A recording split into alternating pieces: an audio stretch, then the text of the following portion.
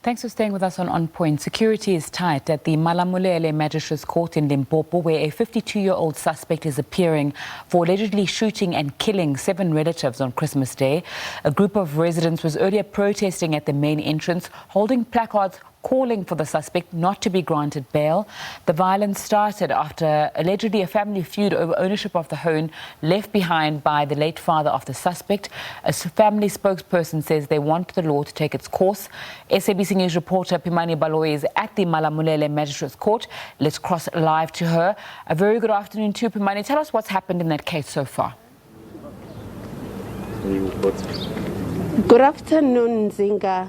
Indeed, we are at the Malamulele Magistrate Court, where the case was just postponed a few minutes ago, Zinga, to the 5th of January, where we've seen the accused making his first appearance in this court, where he faces 7 counts of murder. And this accused, Zinga, I think this is the first time we're actually naming him because he's now appeared before court. His name is Enoch Ndo, and he's accused of murdering 7 of his family members, where 2 are actually his nephews, and the other one is one of the nephew's pregnant wife, and 4 of this couple's children, where one of the kids was actually a year old, according to police, and that their wife was actually pregnant. Nzinga, the case, there was a little bit of a delay in the start of the case, where we saw the court starting with other cases, trying to postpone them so that we could move on to this case. And when the magistrate postponed the matter, he said there is postponing it for the accused to get a state lawyer to represent him, a legal aid lawyer to represent him, and that a media application for us to work in court to film court proceedings will be, processed during the next court appearance, and there'll be a finding on that, on whether we can work in court or not. But Nzinga, this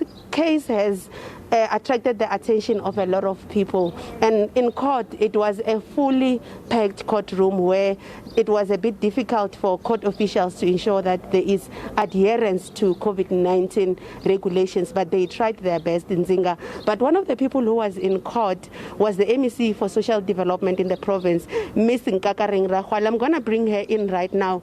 MEC, thank you so much for speaking to us. You're one of the people who were here in court, and you've seen court proceedings happening. During the course of the week and even earlier today, the family has been speaking about needing support to ensure that they are able to bury their loved ones. What sort of support is government bringing to this grieving family?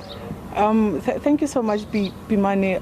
I think what we can indicate is that when we leave here, we are going to the family. They're actually waiting for us because we thought by now we'll be done.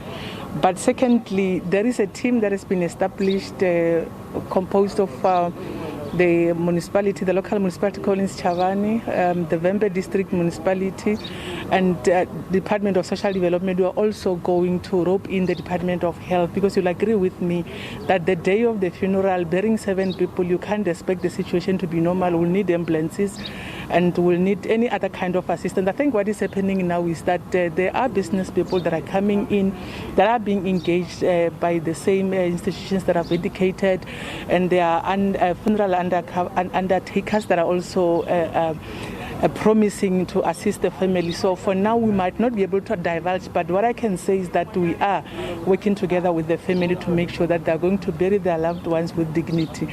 So living here, we are going, they will be able to get more details and what is still needed. But also to say that as the department, we have since deployed a team of social workers is with the family.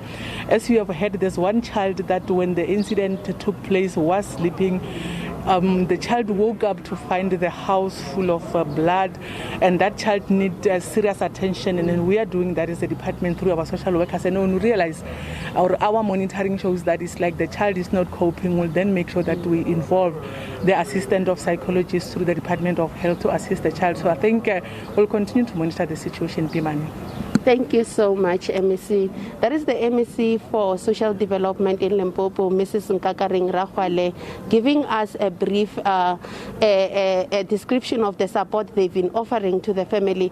Nzinga, you heard the MEC. Oh, indeed, there was a 9-year-old sleeping in one of the rooms where the 4 children were shot and killed. And this 9-year-old, fortunately, was not shot and he survived this. When we were at the family home on the first day, we saw him. He was crying bitterly. We could see that he struggles to understand what actually happened to him, because these were kids that he lived with and they are no longer here, and also they were his parents, and the accused Nzinga is one or somebody that he also knew. But going back to the accused Nzinga, now that we can name him, what we understand about him is that he is actually an employee of the Limpopo Department of Health, where we understand that he's actually a nurse stationed at the Polokwane hospital. We will be hearing more about his profile when we come back to court on the 5th of January, when he makes his second appearance. Nzinga.